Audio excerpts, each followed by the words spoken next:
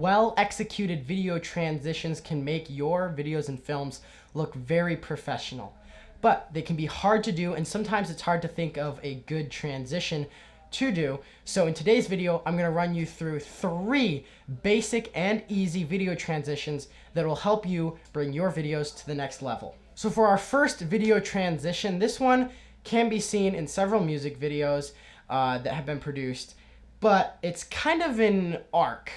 You can see in this video Noah juggling, and the camera goes up, around, and then goes back down to the ground. And then in the next shot, it comes up from the ground on the other side and goes around.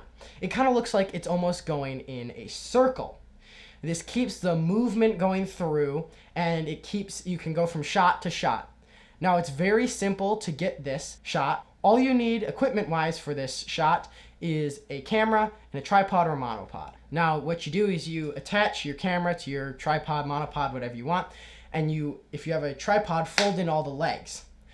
And then you put the leg or legs down on the ground where you want the camera to be upright. And so if I'm the subject, then the camera would be directly upright in front of me. And then you tilt the camera down to the ground until it is lying on the ground. It's great to have some grass blocking the view of the lens. This can make it much easier to edit in post. Then you lift up the camera while keeping the end of the leg or legs in the same position. Go up, pause in the middle for a bit, and then drop back down. And the arc should be done so it's fast at the beginning, slows towards the middle until either you are just barely crawling through the middle or you even stop. And then once you start dropping the camera again, it should grow faster and faster and faster until you hit the ground. And then you do another few shots of this and you can stitch them together in the editor. It's very simple. It's just a cut together. You can do a cross dissolve or some transitions. Sometimes a fade to black will make it look better.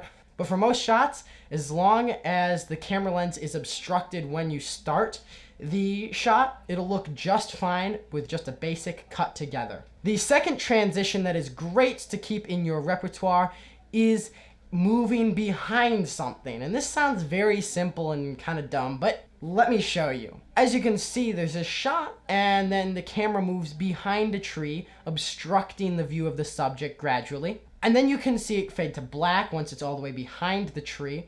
And then once the camera moves away, you can see it's actually moving away from a wall and the subject is somewhere else. We have miraculously moved inside with a truck across the frame. This is very simple. Just have your camera on a tripod or a steady cam, something you can hold it steady with.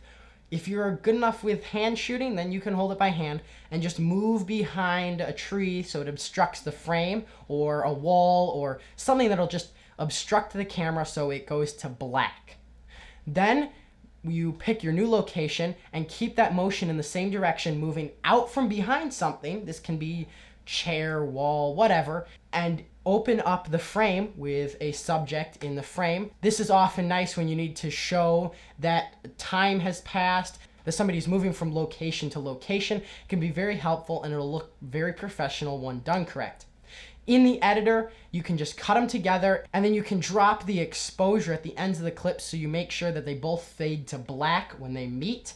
So it'll go in, fade to black, and then as it's moving out from behind whatever is obstructing in the next frame, it will lighten back up so you can see the shot. Very simple editing and can be done by anybody. And a little bonus tip, if you have the subject move behind whatever the camera is obstructing the frame with, and then walk out from behind whatever the second obstruction is as the camera comes out, it looks like the person is teleporting. Transition 3. That is a focus out into a focus in. I know, we've just switched hosts. It's crazy, right?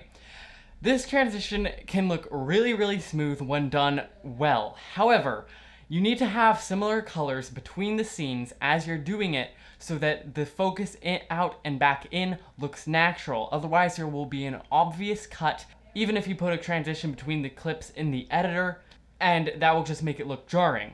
If you have similar colors between the scenes, then the blend between the two scenes just looks better. I know you're thinking, finally back to the beautiful one.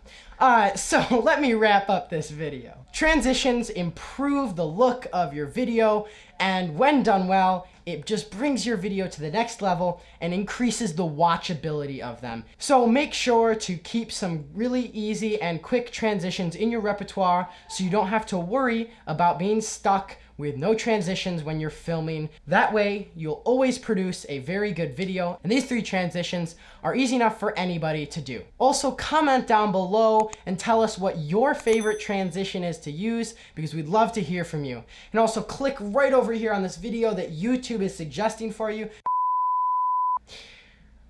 Oh, that's a good video. You should like it because the YouTube algorithm says you would, and they track all your data and they have all the information on you, and they probably know your social security number, but that doesn't matter.